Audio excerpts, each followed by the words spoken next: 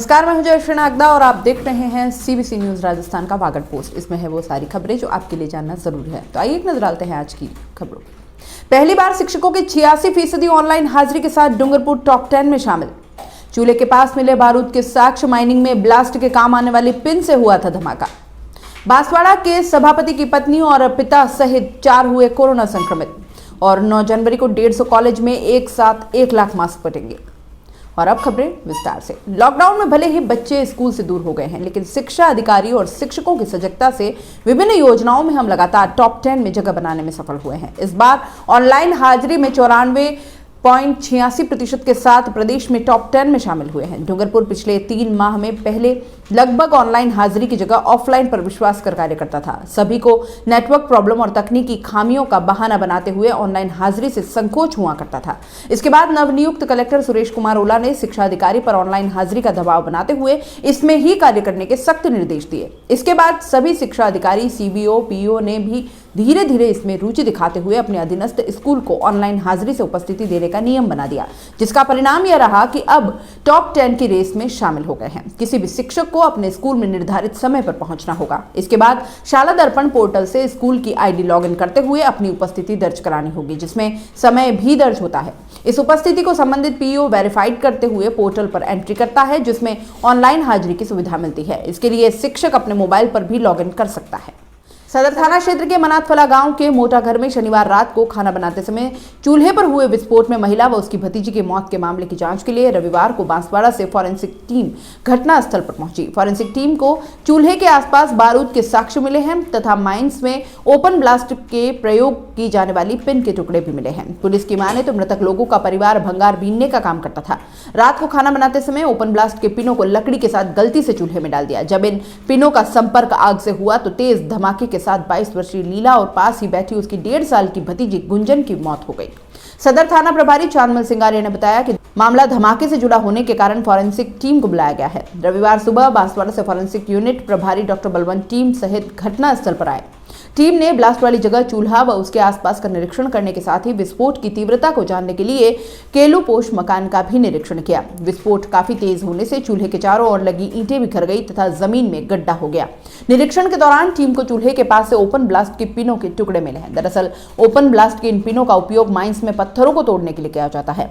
इन पिनों का उपयोग जिलेटिन की छड़ों के ऊपर किया जाता है। इन पिनों में बारूद लगा होता है तथा आग लगने पर जिलेटिन की छड़ों को जलाती है, जिससे जिलेटिन की छड़ों में तेज धमाका होने से पत्थर टूट जाता है। फॉरेंसिक टीम ने मौके से विस्फोट से जुड़े सभी साक्ष्य एकत्रित करने के बाद घर के अंदर कमरे का भी निरीक्षण किया। कमरे में भंगार रखा हुआ था। पूरे भंगार का बारीकी से जांच की गई, लेकिन इसमें से एक भी ओपन ब्लास्ट के पिन नहीं मिली है। हो सकता है कि ओपन ब्लास्ट के पिन भंगार समझकर लाई गई थी। एक तरह से यह कागज की बनाई जाती है। कागज के अंदर बारूद भरकर इस पिन को बनाया जाता है। कागज पर बारूद लगा होने से इसका रंग काला हो जाता है। थानाधिकारी सिंगारे ने बताया कि घटना में मृतक गुंजन की मां कांता, बहन मनीषा और बुआ कल्पना घायल हो गए थे। तीनों का अस्पताल में इलाज चल रहा है। और यहां रुकेंगे एक छोटे से ब्रेक के लिए। ब्रेक के बाद जल्द हाजिर होंगे।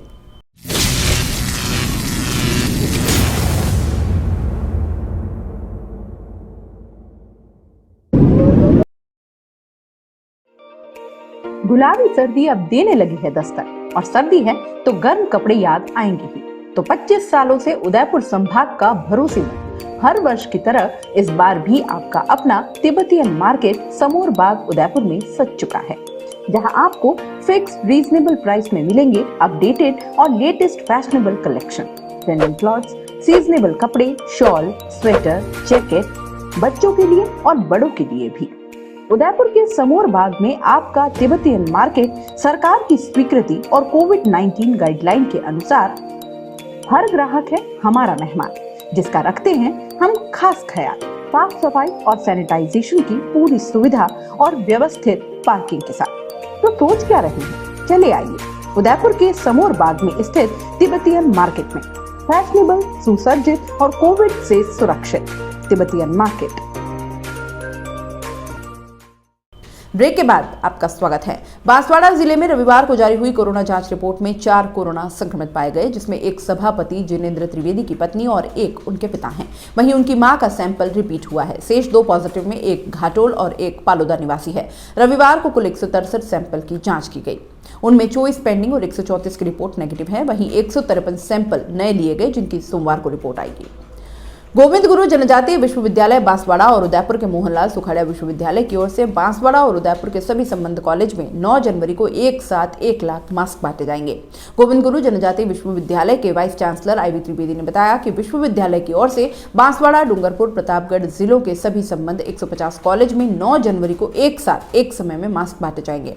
साथ ही इसी दौरान विश्वविद्यालय द्वारा गोद लिए गए बड़वी और बोर तालाब गाँव के ग्रामीणों को भी उसी समय कोरोना वायरस संक्रमण से बचाव के लिए मास्क बांटे जाएंगे। ग्रामीणों को मास्क का उपयोग कर कोरोना वायरस संक्रमण से बचाव करने के लिए प्रेरित किया जाएगा। वागड़ पोस्ट में फिलहाल इतना ही, दीजिए इजाजत, नमस्कार। CBC न्यूज राजस्थान की यह खबर आपको कैसी लगी नीचे कमेंट करके जरूर बताएं।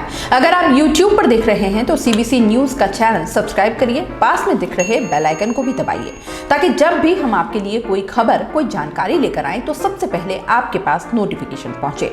अगर आप Facebook पर देख रहे हैं तो CBC न्यूज का पेज लाइक करिए। अगर आप Instagram पर देख रहे हैं तो आप हमें फॉलो कर सकते हैं।